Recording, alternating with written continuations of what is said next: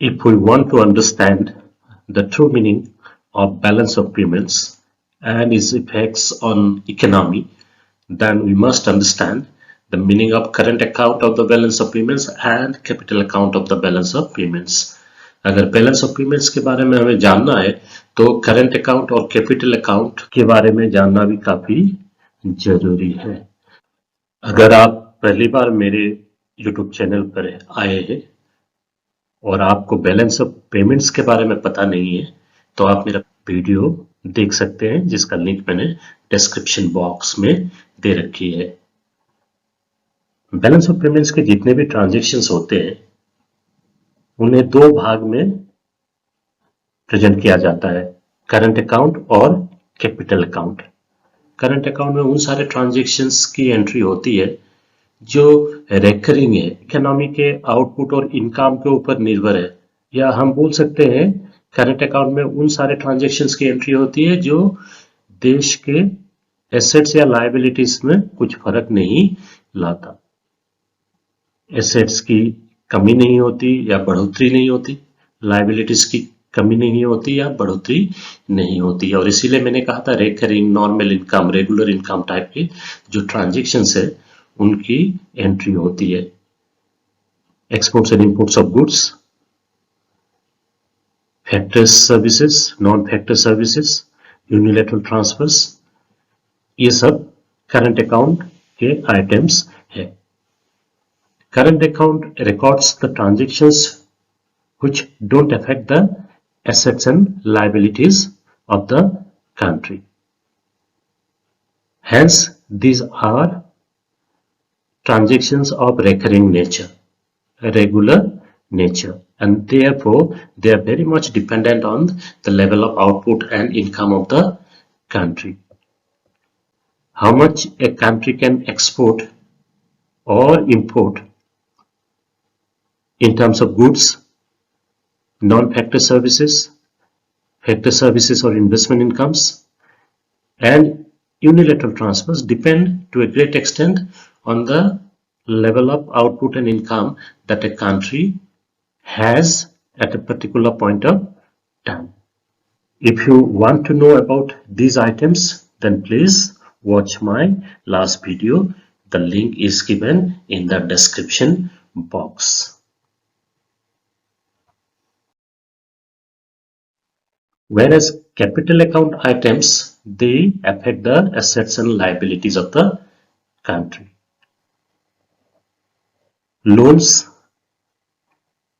investments, banking capital transfers, rupee debt service, and other transfers, they affect the assets and liabilities.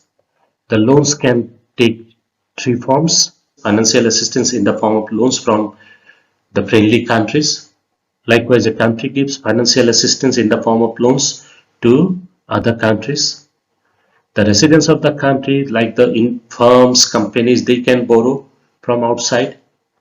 Foreign companies can borrow from Indian market. And besides that, there are short-term lendings involved in international market. The short-term lendings and borrowings involving a period of less than a year. And these transactions, they affect the assets and liabilities. If we receive loans, it increases liability. If we give loans, it will go into the asset side of the accounts. If we repay the loans, then it reduces liability. If we receive the past loans, recovery of loans, what we call, then it reduces asset. So is the case with investments.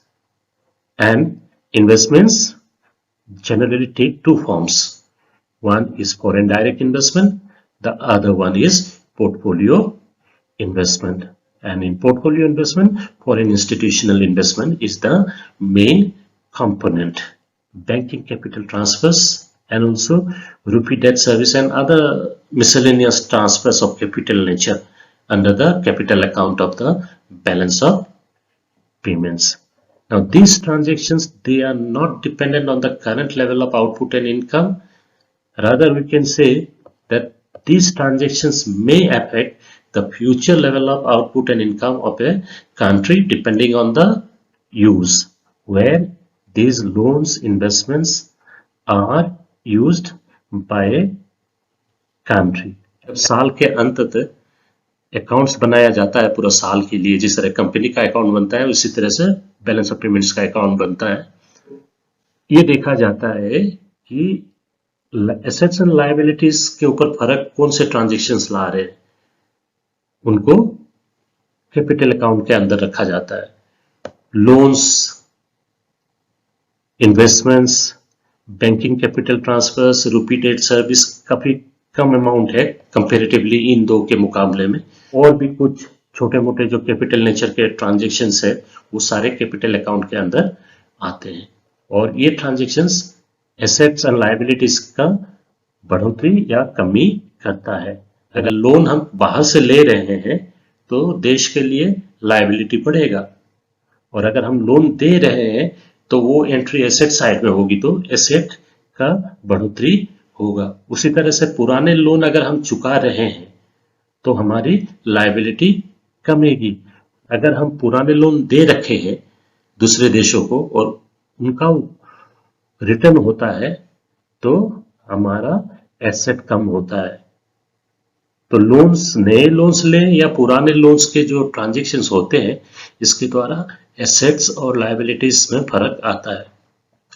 उसी तरह investment के क्षेत्र में भी assets and liabilities का फर्क आता है। दो देशों के रेसिडेंट्स के बीच में जब इन्वेस्टमेंट्स होता है तो दो फॉर्म में होता है। एक है फॉरेन डायरेक्ट इन्वेस्टमेंट, जब कोई कंपनी एक दूसरे देश में डायरेक्ट इन्वेस्टमेंट करती है फिजिकल एसेट्स में और डायरेक्ट कंट्रोल मिलता है एसेट के ऊपर। और दूसरा है पोर्टफोलियो इन्वेस्टमेंट, जिसको हम बोलते हैं स्टॉक मार्केट वगैरह में जब इन्वेस्टमेंट करते हैं, और इसमें फॉरेन इंस्टीट्यूशनल इन्वेस्टमेंट एक इंपॉर्टेंट कंपोनेंट है। तो ये ट्रांजेक्शन्स भी कैपिटल अकाउंट के अंदर रखा जाता है और इन ट्रांजेक्शन्स के द्वारा भी एसेट्स एंड लायबिलिटीज के ऊपर फर्क आता है। ये दो जो आइटम्स है इनका अमाउंट काफी बड़ा नहीं होता है इन दो के मुकाबले में, लेकिन ये आइटम्स भी एसेट्स एंड लायबिलिटीज के ऊपर फर्क लाता है और इसीलिए इनको भी कैपिटल अकाउंट के अंदर रखा जाता है। जिस तरह से कंपनी अकाउंट में होता है सारे ट्रांजेक्शन्स या तो क्रेडिट साइड में या डेबिट साइड में रखे जाते हैं, उसी तरह से बैलेंस ऑफ पेमेंट्स में भी जितने सारे ट्रांजेक्शन्स है between the residents of the country and the rest of the world उनको क्रेडिट और डेबिट साइड में रखा जाता है। और क्रेडिट एंड डेबिट साइड का जब हम टोटल करते हैं और देखते हैं कि कौन सा साइड ज्यादा हैवी है, उसके ऊपर बेस करके हम कहते हैं कि कंट्री का सरप्लस बीओपी है या डेफिसिट बीओपी है। सरप्लस बीओपी को हम फेवरेबल बैलेंस ऑफ पेमेंट्स भी कहते हैं और डेफिसिट को हम अनफेवरेबल और एडवर्स बैलेंस ऑफ पेमेंट्स भी कहते हैं। फेवरेबल या सरप्लस होगा जब क्रेडिट साइड वाला टोटल डेबिट साइड वाला टोटल से ज्यादा होगा। इसका मतलब यह हुआ कि पूरे साल में हमें पैसा ज्यादा मिला, कैपिटल अकाउंट और करंट अकाउंट दोनों को जोड़कर देश के अंदर ज्यादा पैसा आया। जब क्रेडिट साइड बड़ा होता है डेबिट साइड से, कंपनी अकाउंट में हम उसको कहते हैं प्रॉफिट। उसी तरह से यहां हम ट्रांजैक्शंस और फॉरेन एक्सचेंज की मूवमेंट की बात बोल रहे हैं। एक्सपोर्ट जब हम करते हैं तो हमें फॉरेन एक्सचेंज मिलता है, अगर हम लोन लेते हैं तो फॉरेन एक्सचेंज मिलता है, हमारे देश के अंदर अगर इन्वेस्टमेंट हो रहा है तो हमें फॉरेन एक्सचेंज मिलता है। तो ये सारे क्रेडिट साइड की एंट्री है।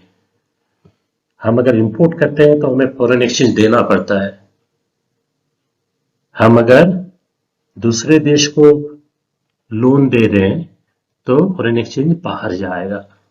उसी तरह से हमारे देश की कंपनी बाहर इन्वेस्टमेंट कर रही है तो फॉरेन एक्सचेंज बाहर जाएगा। तो ये डेबिट आइटम्स है। क्रेडिट डेबिट साइड का जब कंपैरिजन होता है और जब हम देखते हैं कि क्रेडिट टोटल डेबिट टोटल से बड़ा है तो हम कहेंगे फेवरेबल बैलेंस ऑफ पेमेंट्स, और अगर डेबिट साइड बड़ा है क्रेडिट साइड से तो हम कहेंगे unfavourable balance of payments.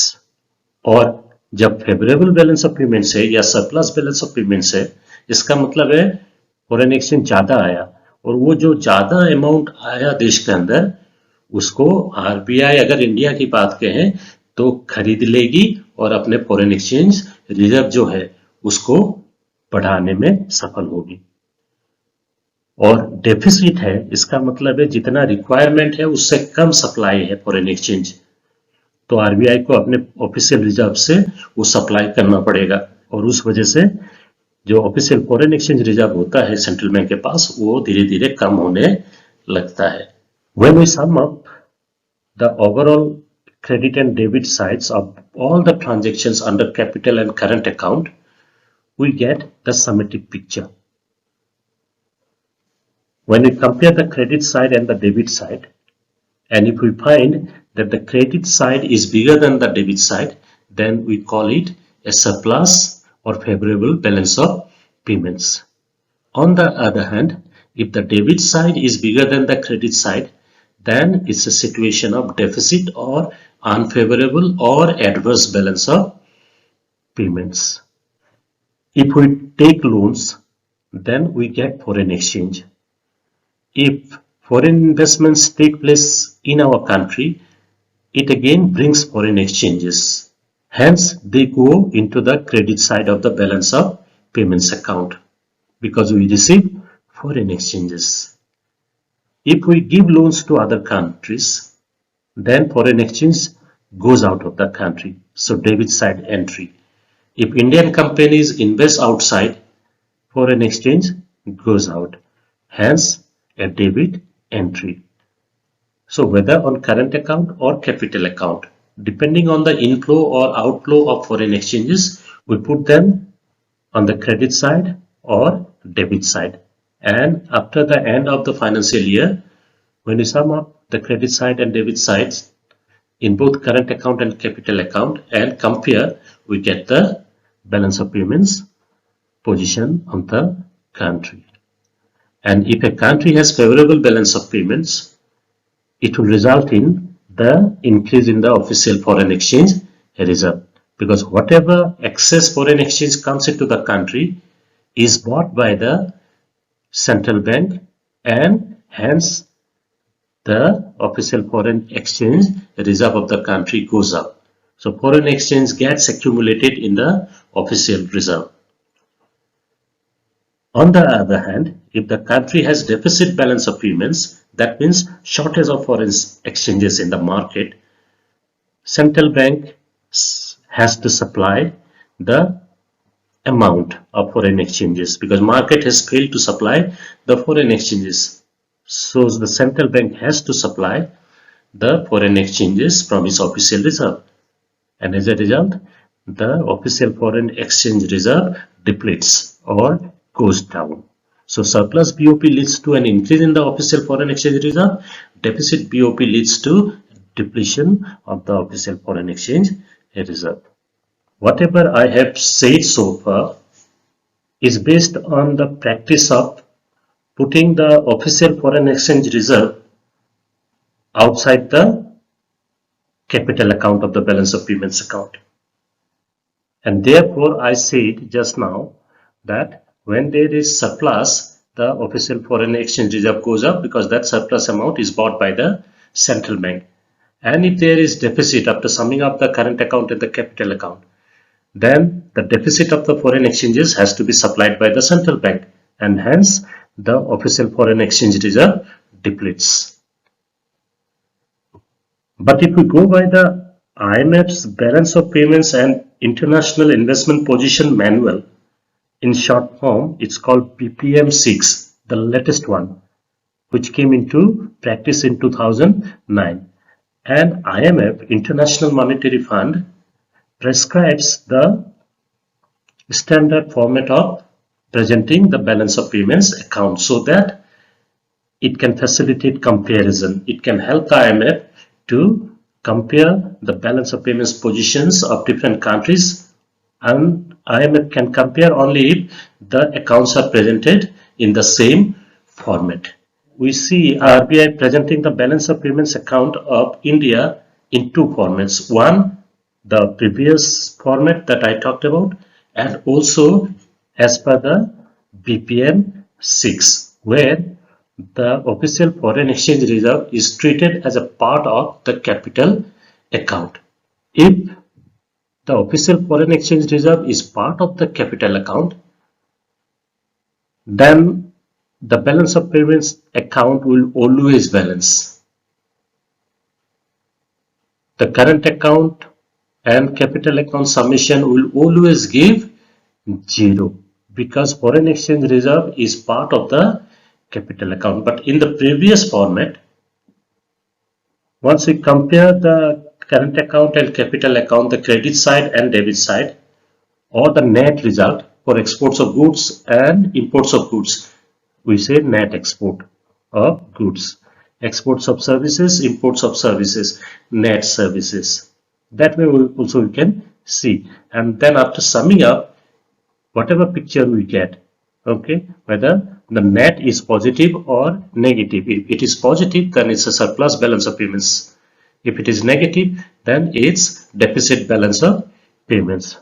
But under this format, balance of payments account will always be equal to 0, even if country has surplus balance of payments or deficit balance of payments.